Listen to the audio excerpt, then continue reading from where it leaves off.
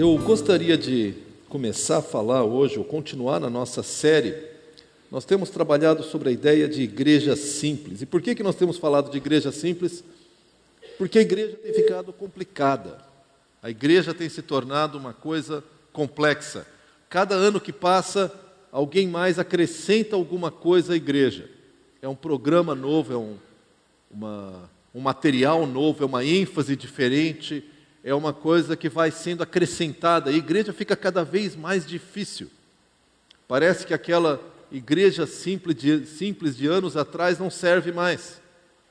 E eu já comentei quando nós iniciamos a série que eu já estive louvando a Deus em choupanas que não tinham parede e tinha uma tábua em cima de tocos, entre os índios Guarani.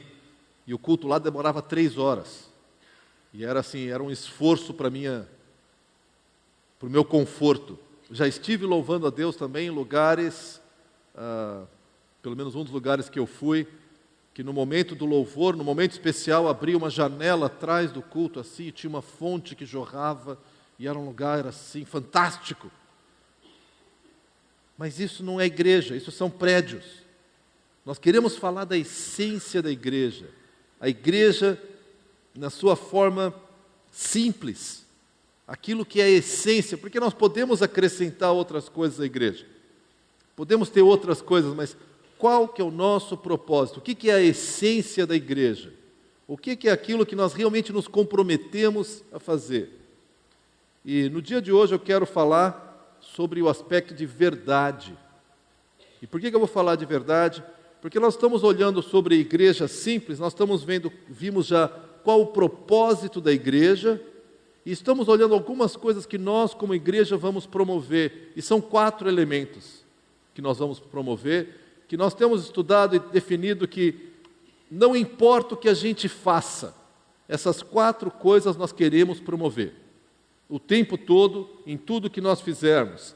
E nós temos colocado assim: primeiro, o propósito da igreja é pegar as pessoas, não importa onde você esteja, e levá-las à semelhança de Jesus. Se você não é cristão, se você nunca aceitou ser discípulo de Cristo, se essa história de ser discípulo é uma coisa nova e inquietante para você, nós queremos pegar você e ajudá-lo a se tornar um discípulo e se tornar semelhante a Jesus. Se você já tomou uma decisão por Jesus há 2, 3, 4 anos, cadê o Guilherme, o Gui que falou aqui? Esse está aqui não? Ou está trabalhando também? Mas todo mundo sai, todos os Guilhermes saem. Mas o Guilherme que compartilhou aqui, ele tem o quê? 2 anos de convertido? Há 2 anos que ele segue a Jesus. Ele já passou dos primeiros passos. Tem muito para ele crescer, mas ele já foi numa viagem missionária. E ele já experimentou Deus abrindo portas e falando com ele. Alguns de nós aqui somos convertidos há mais de 30 anos. Só para a gente ter uma noção, quantos aqui seguem a Jesus há mais de 30 anos? Levanta a mão. Gente, nós temos um número grande de pessoas que seguem a Jesus há muito tempo. Há mais tempo que vários de vocês aqui têm de vida. Nós temos de vida em Cristo. Então, o nosso propósito não é diferente. Se você não conhece Jesus, se você conhece Jesus há pouco tempo, se você conhece Jesus há muito tempo, nós queremos pegar e ajudar você a se tornar mais e mais como Jesus. Esse é o nosso propósito. E para fazer isso, tem 4 coisas que nós queremos promover como igreja. Nós não queremos promover o culto só pelo culto. Nós não queremos ter programações porque as programações são legais. Nós não queremos fazer noite das sopas porque está frio. Nós queremos fazer 4 coisas como igreja. A primeira delas é promover devoção, intimidade com Deus. Samuel estudou isso conosco no domingo passado, explicando o que significa intimidade com Deus, caminhar com Jesus, se envolver com Jesus. Então nós fazemos o culto não para ser um momento gostoso, mas para que você seja estimulado a caminhar próximo de Deus. Nós promovemos a leitura bíblica não só para você ter mais informações, mas para você caminhar em intimidade com Deus. Nós temos o discipulado, temos o pequeno grupo para promover a sua vida de devoção, que é muito mais do que 15 minutos de oração. Vida de devoção é caminhar com Deus dia a dia.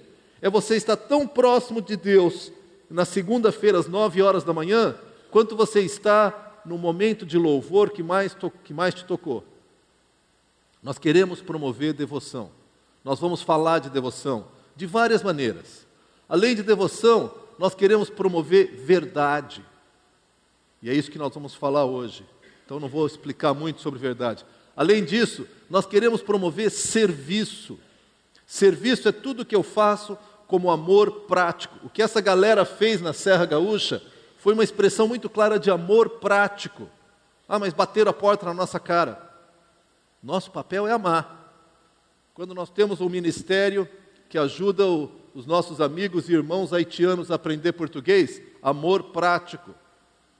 Quando nós temos essas jovens aqui falando em Libras, não sei se falando em Libras é o termo correto, mas falando em Libras, isso é amor prático.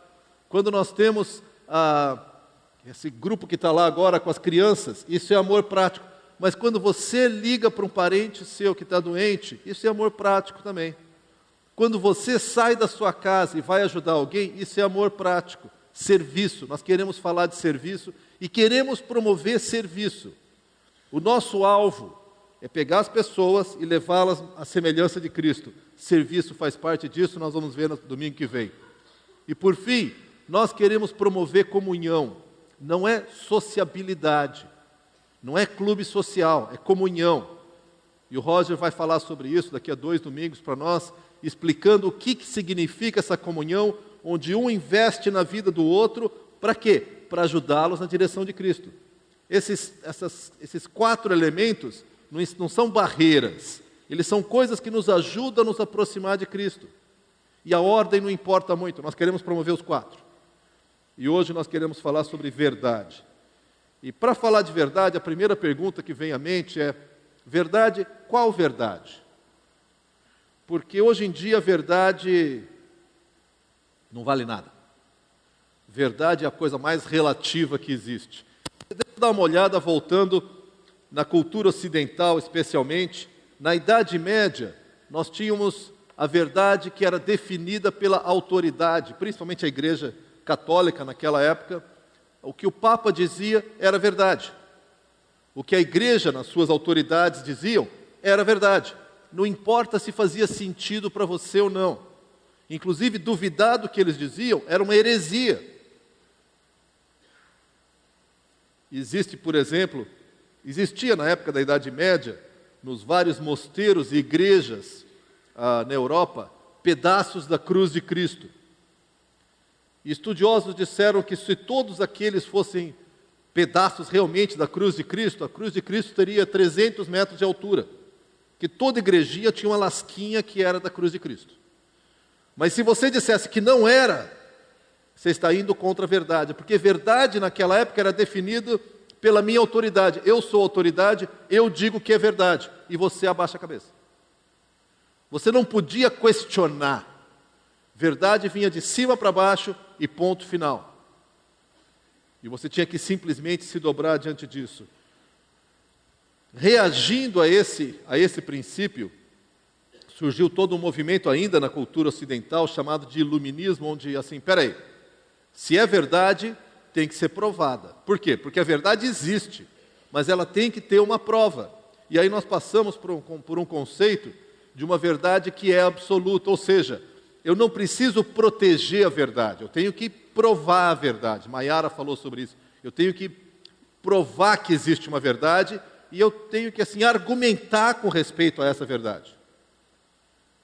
Isso se tornou muito forte em todo o iluminismo, todo Descartes principalmente, mas não vamos entrar nesses detalhes. O fato é, verdade é aquilo que pode ser provado. Se eu não posso provar, ou não é verdade, ou não é relevante. E quando nós entramos como cultura ocidental nessa história de ou não é verdade ou não é relevante, várias verdades se tornaram irrelevantes. Vida eterna é irrelevante. Amor é irrelevante. E aí nós entramos numa terceira fase, que é a fase da verdade relativa, que nós ainda percebemos muito nos nossos tempos. Você fala alguma coisa, a pessoa fala, essa é a tua verdade, não é a minha verdade. Isso é verdade para você, não é verdade para mim. Pá, que legal que funciona para ti. Eu não acredito nisso. Então, verdade se tornou algo relativo. E hoje é muito difícil você chegar e falar, não, Jesus Cristo é verdade. Que verdade? Como assim? Qual verdade? É a tua verdade para ti, não é para mim. Então, se torna difícil de você afirmar que algumas coisas são verdade. Elas são totalmente relativas. No entanto, existem algumas coisas que você não pode escapar. Por exemplo, a lei da gravidade é verdade. Não importa se você acredita ou não nela. Você fala, eu não acredito na lei da gravidade, e vou pular do 5º andar. A lei da gravidade tem uma maneira muito prática de demonstrar a sua realidade. Você pula e ela demonstra, rapidamente. Agora, nós perdemos a noção de uma verdade absoluta. E eu entendo que em muitas áreas, quando eu falo de verdade, eu falo de aproximações da verdade. Todos nós conhecemos aquela história dos 4 cegos que vão conhecer o elefante. Um põe a mão na perna e fala, o elefante é que nem uma árvore. O outro põe a mão na barriga e fala, o elefante é como uma parede. O outro segura a tromba, não, ele é grosso. O outro segura o rabinho, não, ele é como uma cobra. Eu entendo que existem interpretações da verdade. E eu entendo que, obviamente, o máximo que eu posso ousar ter é a minha interpretação da verdade. Eu não posso ser dono da verdade absoluta, mas existe uma verdade absoluta. E o meu esforço, e o que nós queremos convidar todos aqui a fazer, é, todos nós cremos que há uma verdade absoluta e vamos nos aproximar dessa verdade absoluta, e a minha opinião, ela toma sempre o 2º lugar quando comparado com a verdade. Então, não importa o que eu diga, se você puder me mostrar pela palavra e por fatos que há uma verdade que confronta a minha opinião perde valor. Ela é secundária, porque há uma verdade absoluta. O ano passado foi definido como o ano da pós-verdade, uma expressão que está começando a ser usada e cada vez mais, nem de longe eu sou um especialista no assunto, só esse ano já foram lançados 3 livros com esse título, Pós-verdade. Pelo pouco que eu consegui entender do tema, o que está sendo afirmado é o seguinte, a verdade não importa, importa aquilo que eu vejo, aquilo que eu entendo, aquilo que promove a minha causa. Quando confrontado com respeito à guerra do Iraque, o primeiro-ministro britânico da época, Tony Blair, afirmou, eu não sei se é verdade, mas eu sei aquilo que eu creio. Pensou um pouquinho sobre isso? Quer dizer, a verdade é aquilo que eu creio. Não é que eu creio na verdade. A verdade é o que eu creio. Mudou a definição agora. É generalizado? Não sei, mas cada vez mais se usa isso.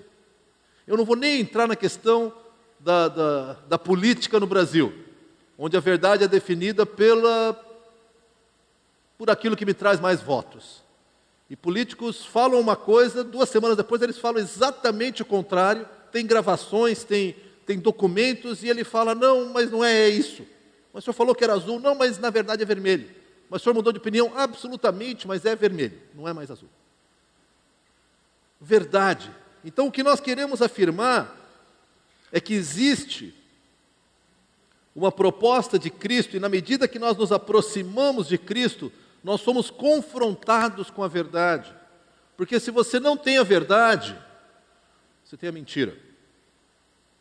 Meia verdade é uma mentira inteira, tá? Não é que ela é meia verdade, meia mentira, não.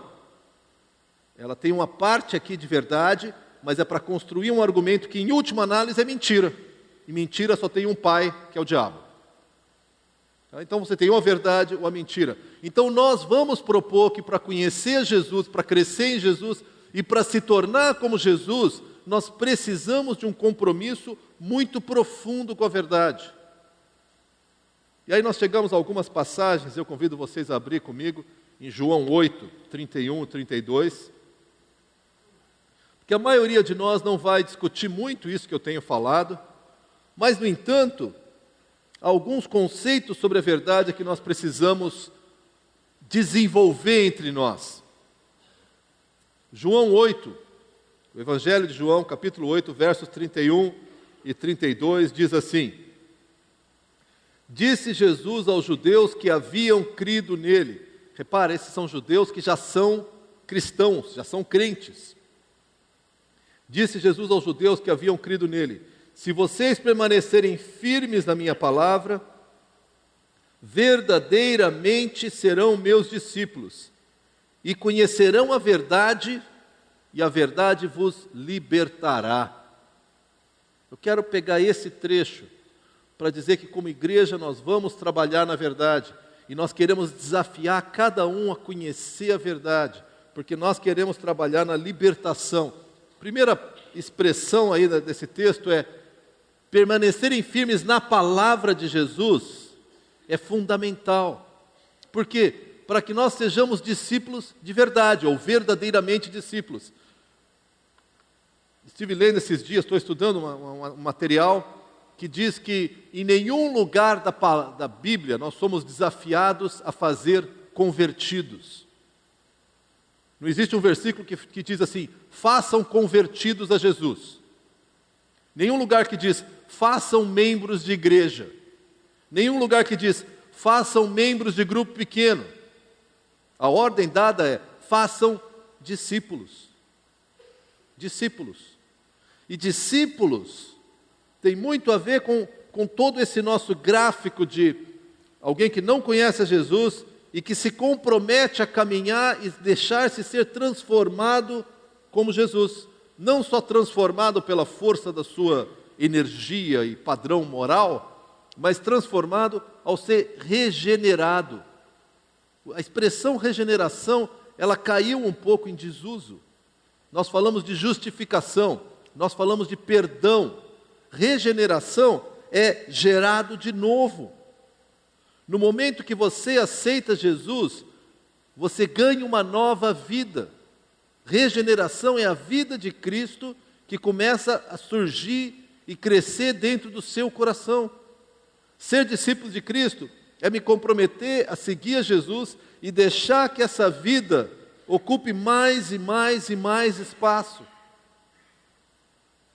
Comentei já para vocês mais de uma vez que tem um grande amigo meu que, ao conversar comigo, de vez em quando falava assim: Daniel, tem muito Daniel dentro do Daniel. Precisa diminuir um pouco de Daniel aí dentro para Jesus poder aparecer mais. E eu gosto dessa expressão, porque eu, Daniel, há mais de 30 anos atrás, tomei uma decisão por Jesus e fui regenerado. E a vida de Cristo começou a crescer dentro de mim. E quanto mais espaço eu vou dar para essa vida, mais e mais eu vou ficar parecido com Jesus. O compromisso de discipulado não é só aceitei a Jesus porque eu quero ir para o céu, certamente inclui isso. Mas aceitei a Jesus porque eu quero uma nova vida, porque eu quero mudança, porque eu quero transformação, porque eu não aguento viver como eu vivo. Verdadeiramente discípulos. E aí ele fala: e aí vocês conhecem a verdade. E o processo de conhecer a verdade começa no momento que a pessoa admite que existe um Deus verdadeiro, admite que Jesus é seu Filho, admite que Jesus, ao morrer na cruz, pagou pelos pecados e oferece perdão e uma nova vida. A pessoa passa por crer que eu preciso de Jesus, eu preciso ser salvo, eu não aguento mais essa vida que eu tenho, não só porque eu vou para o inferno no futuro, mas porque essa vida não satisfaz a minha alma. No momento que a pessoa conhece a verdade, ela chega a uma decisão: eu vou seguir a Jesus. Ela é regenerada. E a partir daí o que acontece? Tranquilo, é só esperar o céu? Não, eu continuo conhecendo a verdade. E essa verdade vai me transformando e vai tomando espaço. E eu vou me parecendo mais e mais com Jesus. A expressão talvez mais contundente, mais revolucionária dessa passagem é: verdade liberta. Verdade liberta. Uma das principais razões para você mentir, seja criança que quebrou, que não podia ter mexido, quem foi? Não fui eu, porque ela quer ficar livre do castigo, então ela mente para ficar livre do castigo. Eu lembro quando pequeno que eu comia um doce que eu não devia ter comido, e minha mãe chegou e obviamente ela viu que estava pela metade, né? Como é que a criança acha que ninguém vai perceber? Mas eu tinha irmãos, então tinha uma desculpa boa. Quem foi? Não fui eu, não foi ninguém. E naquela época eu ainda não tinha Jesus e por algum tempo a minha impressão foi, me livrei do castigo. Mas a consciência foi pesando. E Deus foi pesando a mão. E eu vivi dias miseráveis, porque eu sabia que minha mãe ia descobrir. Ainda naquele tempo, sem ter essa nova vida de Jesus, a minha consciência era de culpa. Até que finalmente eu falei, tá bom Jesus, eu vou me entregar. Fui eu, mãe, pronto. Nem lembro o que aconteceu, mas houve liberdade. Verdade liberta. Mentira pode aliviar por algum momento as consequências, muitas vezes, mas ela escraviza, porque você conta uma mentira e você vai ter que contar outra. E sabe o que é pior? Com o tempo você começa a acreditar nas suas mentiras. Mas elas não deixam de ser mentiras por causa disso. Então você começa a viver uma vida que é falsa. E você acredita nelas. E você vive em cima delas. E você passa a viver esse tipo de vida distorcida. Por isso que a verdade liberta. E a mentira escraviza. E eu quero desafiar cada um aqui a hoje, agora, fazer um check-up espiritual conforme a gente vai estudando e falando quais são as mentiras que operam na minha vida. Porque tem algumas mentiras com uma cara de verdade que é impressionante. Quer ver uma delas? Se eu tiver mais dinheiro, eu vou ser mais feliz.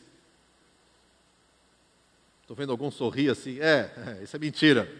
Mas um pouquinho mais ajudava, né? Não precisava ser muito não, Deus. Não precisava ser o dobro. Podia ser assim, uns 90% a mais, já era um bom começo. E é verdade, recursos ajudam a nossa vida. Mas não é isso que traz felicidade. E também não manda buscar, eu conheço a frase, tá? Mas essa é uma mentira que tem uma cara de verdade, não tem? Todos nós, mas talvez mais especialmente as mulheres, acreditam na mentira. Se eu fosse mais bonita, e aí mais bonita pode colocar mais magra, mais alta, mais baixa, mais gorda, mais o que você quiser colocar aí, e a cada ano muda um pouco esse mais, eu seria mais amada. É mentira, mas tem cara de verdade, não tem?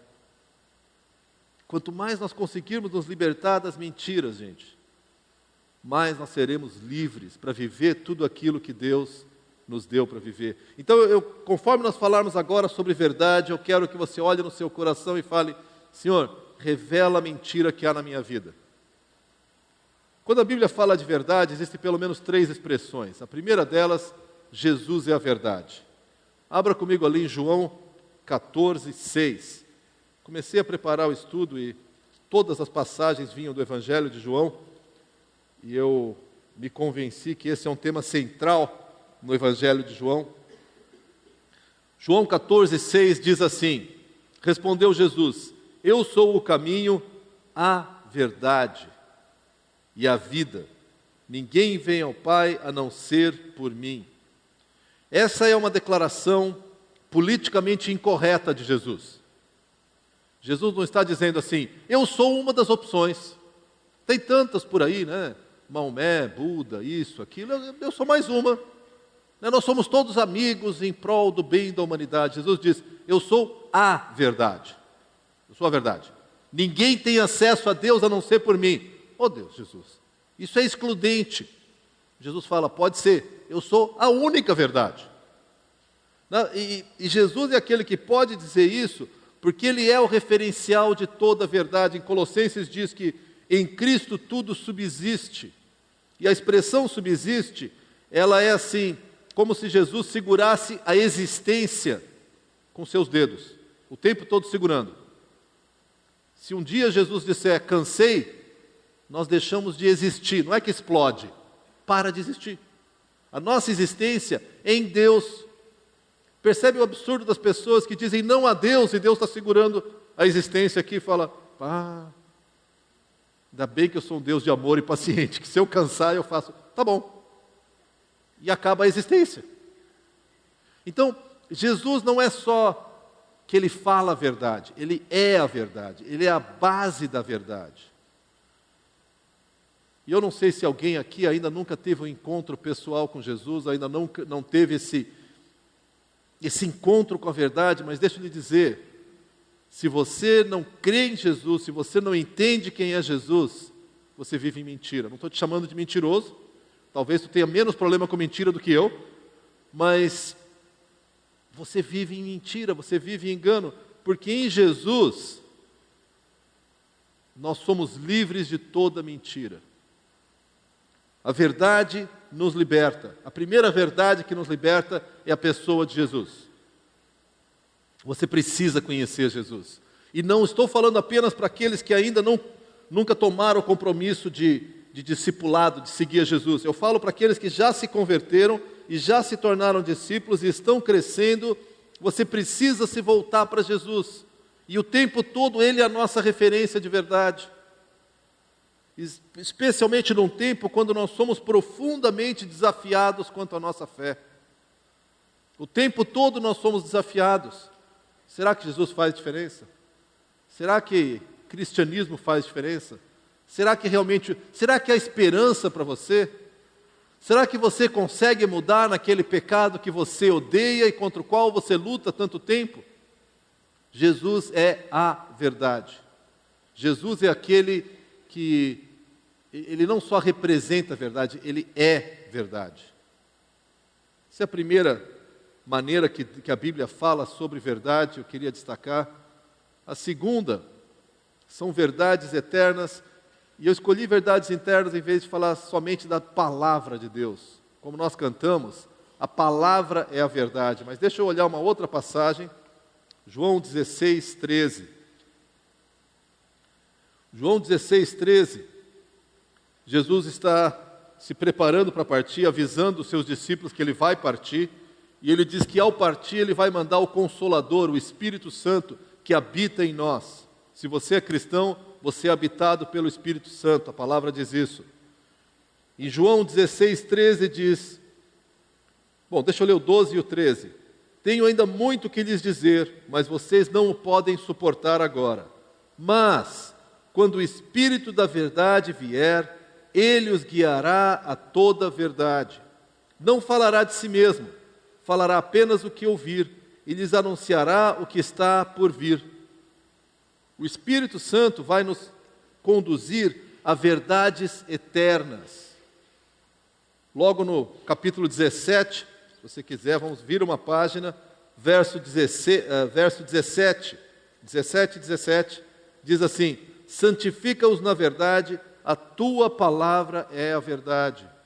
De uma maneira muito clara, Jesus é a verdade, e a palavra que Ele falou é a verdade. Ou seja, a própria Bíblia nos liberta. A Bíblia nos conduz a verdades espirituais. E nós podemos olhar, por exemplo, a passagem de 1 Coríntios 2,13. 1 Coríntios 2, capítulo 2, verso 13, que diz assim, o apóstolo Paulo está falando sobre a sabedoria que vem do Espírito versus a sabedoria do mundo. E no verso 13 ele diz, delas também falamos não com palavras ensinadas pela sabedoria humana, mas com palavras ensinadas pelo Espírito, interpretando verdades espirituais para os que são espirituais. O que são verdades espirituais? São verdades eternas, verdades que não dependem de cultura, não dependem de momento, não dependem de igreja onde você vai. São verdades. Algumas igrejas vão pregar, outras não, mas elas são verdades. Uma verdade que é eterna é que ao homem é dado morrer uma só vez e depois da morte vem o juízo. E pessoas falam, não deu certo dessa vez, tu vai nascer de novo, como um ser mais evoluído ou menos evoluído. Aí você tem outra chance, E se você foi muito mal, tu nasce como um ser um pouquinho pior para pagar pelos pecados. Você nem sabe quais são, porque você não lembra da sua vida passada. Isso é uma mentira. Uma verdade eterna é que a nós é dado viver uma só vez. E quando nós morrermos, nós vamos nos ver diante de Deus. E nós vamos responder pela nossa vida diante de Deus. Outra verdade eterna é que você tem dois caminhos, o perdão e o não perdão. Se você opta pelo perdão, então tanto é o perdão que você recebe, como nós fazemos na oração de Jesus, perdoa as nossas dívidas como nós perdoamos os nossos devedores. Então eu recebo o perdão e eu ofereço esse perdão. Eu não posso receber o perdão de Jesus e oferecer julgamento sobre os outros. Não, eu fui perdoado, mas você me deve e eu vou te cobrar. Verdades espirituais têm a ver com a santidade do casamento, tem a ver com o valor de você falar a verdade, tem a ver com o nosso compromisso de família, tem a ver com tantos princípios espirituais que são eternos. E por isso que nós falamos da palavra, e ensinamos a palavra, e estudamos a palavra. Mas você acha o dono, às vezes a gente põe uma posição como igreja, eu já tive visto algumas pessoas falando, você se acha o dono da verdade?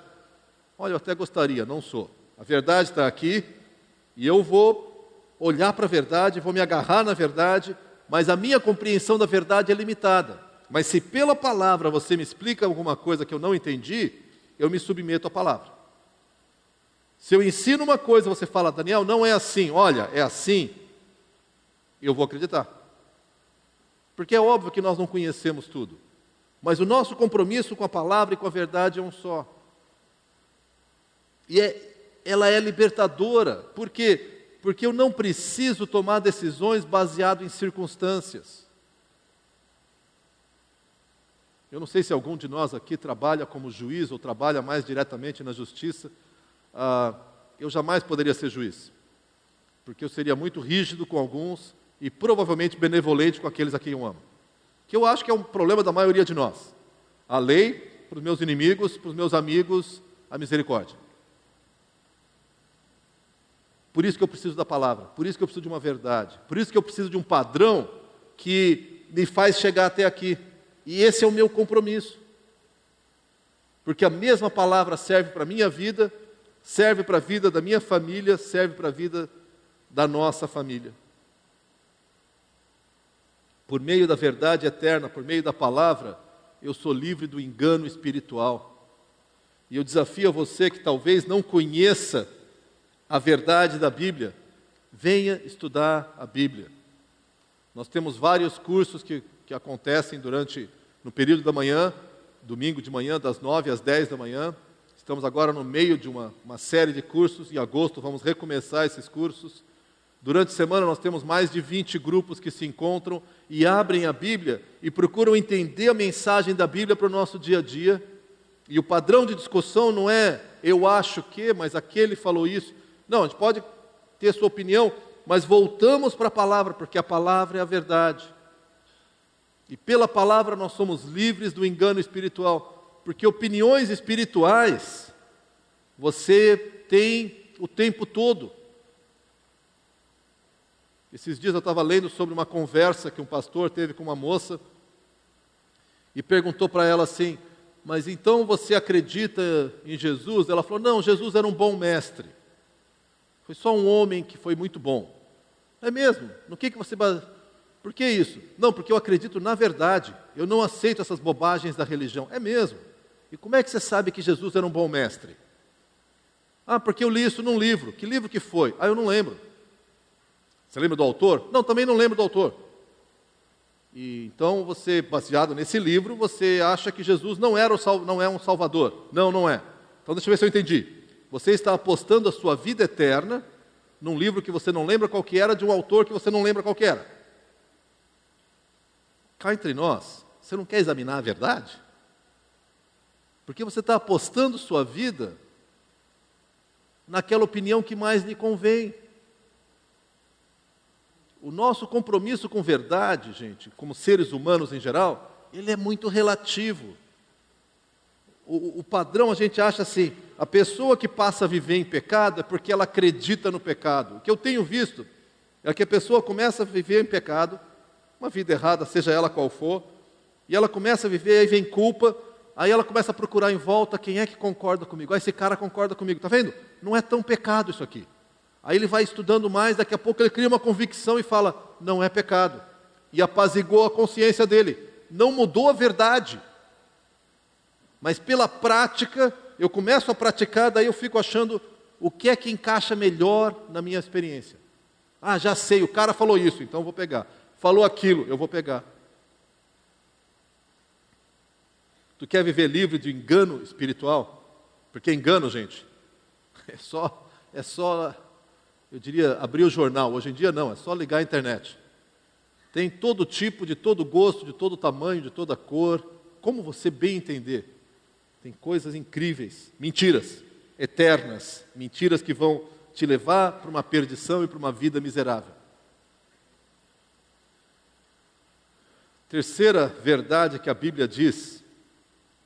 Primeira verdade é Jesus Cristo, que é o nosso referencial de toda verdade. Segunda verdade é a palavra de Deus, são as verdades eternas. Terceira verdade são as verdades sobre mim mesmo. Abra comigo, por favor, em João, capítulo 4, verso 18. João 4, 18. Jesus tem um encontro com a mulher samaritana, que foi buscar água ao meio-dia, porque ela não queria provavelmente se encontrar com outras mulheres da vila. Então ela vai meio escondida, encontra Jesus, encontra a própria verdade. No verso 16, eu vou começar no 16 até o 18. No verso 16, Jesus lhe disse: vai, chame o seu marido e volte.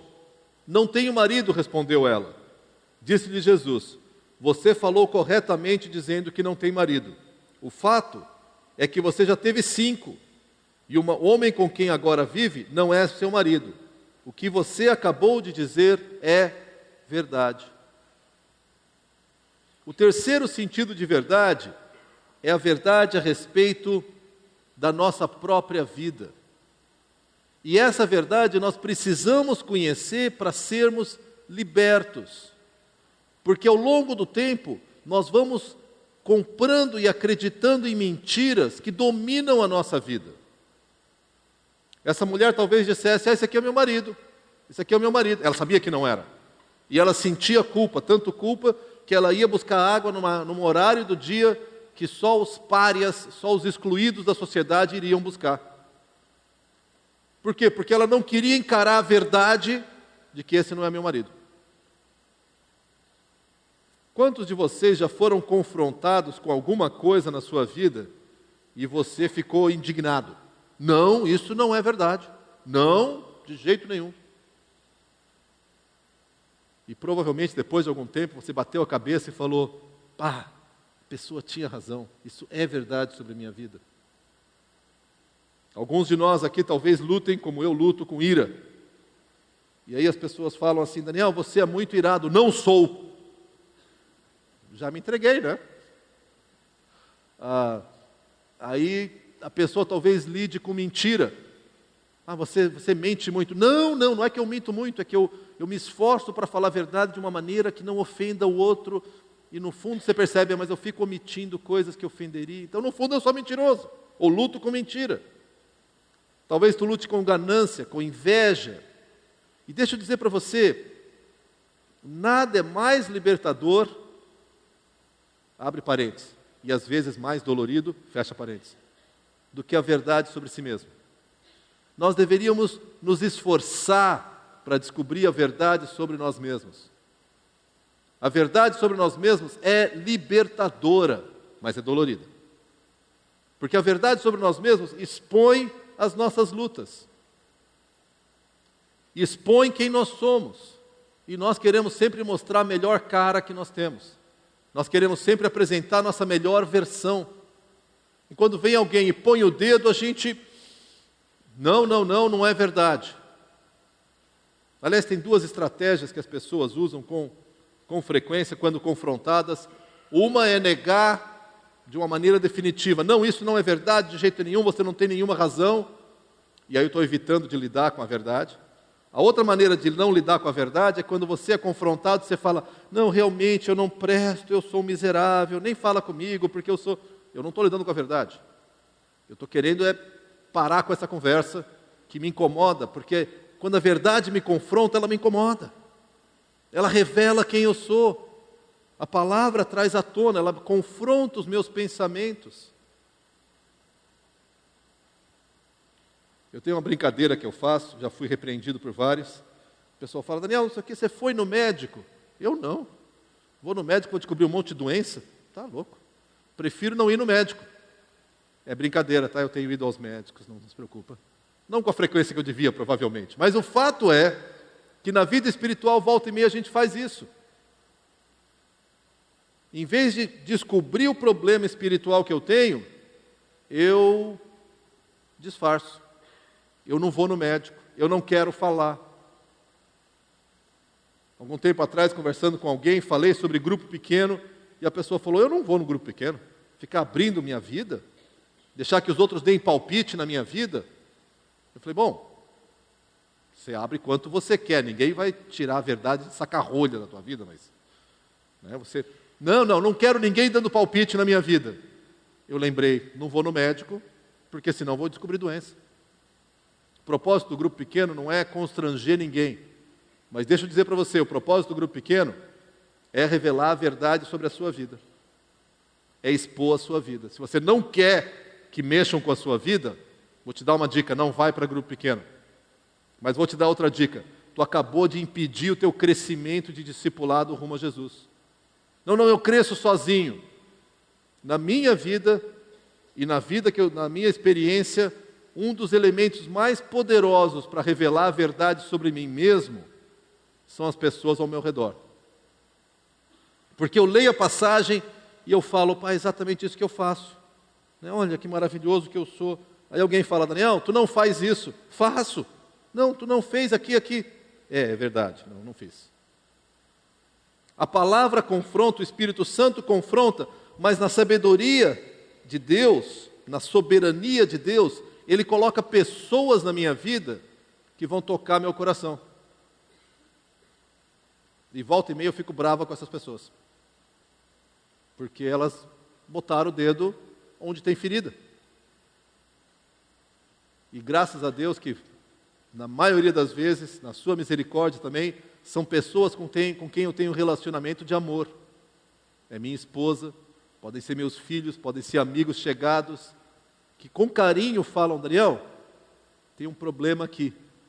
E ainda assim eu preciso respirar fundo e, tem um problema aqui, vamos lidar com isso. Vamos trabalhar com isso. A verdade nos liberta. A verdade de Jesus me liberta de toda mentira. Verdades eternas me libertam do engano espiritual. Verdade sobre mim mesmo me liberta do auto-engano. Eu não sei se você passa por isso ou já passou por isso, mas eu conheço várias pessoas que ao longo da sua vida acreditam em mentiras. E acreditam que a vida lhe deve alguma coisa. Um do grande amigo que eu tinha lá em Caxias, hoje, não sei onde é que ele está, acreditava que a vida era injusta com ele. E que por isso ele ia tirar da vida o máximo que ele pudesse. Desfez já 2 casamentos e pelo menos 2 empresas que eu sei. Agora deve estar pior ainda a situação. Na última vez que eu conversei com ele, ele estava usando drogas, porque a vida lhe devia alguma coisa. E eu falava com ele, e ele era muito meu amigo, e ele gostava muito de conversar comigo, e ele não acreditava. E por isso ele é escravo, até que eu saiba, até hoje, da experiência que teve. O que é que te escraviza? O que é que hoje te amarra? Qual mentira, por mais bonita que seja essa mentira, hoje tem poder sobre você? Deixa eu falar algumas mentiras bonitas. Só serei feliz se a minha família for perfeita. Acabou de fazer uma matrícula para uma vida infeliz. Só serei feliz se eu for respeitado. Complicado? Só serei feliz se eu for amado. O amor de Deus está garantido. O amor das pessoas, somos imperfeitos. Só serei feliz se os meus sonhos se realizarem.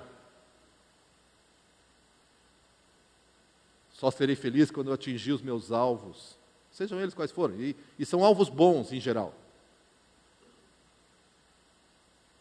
A verdade nos liberta. Qual que é a verdade que hoje confronta o seu coração? Você já teve um encontro com Jesus? Você conhece as verdades eternas? Qual verdade eterna Deus está colocando na sua vida? Está confrontando na sua vida? Qual verdade sobre a sua própria vida Deus está revelando e você está negando, escondendo, enfiando para baixo do tapete? O propósito de Jesus não é nos constranger, não é nos envergonhar. Ele fala claramente: meu jugo é leve, meu jugo é suave, meu fardo é leve. Está cansado? Vem para mim, vem para mim. Eu não sei em que ponto da vida você está, eu não sei qual a tua relação com a verdade, mas eu quero te desafiar a, junto comigo e junto conosco como igreja, porque esse é um compromisso nosso como igreja, continuar cultivando e buscando a verdade. Verdade, Jesus, verdade, palavra eterna, verdade sobre a nossa vida. Baixe sua cabeça.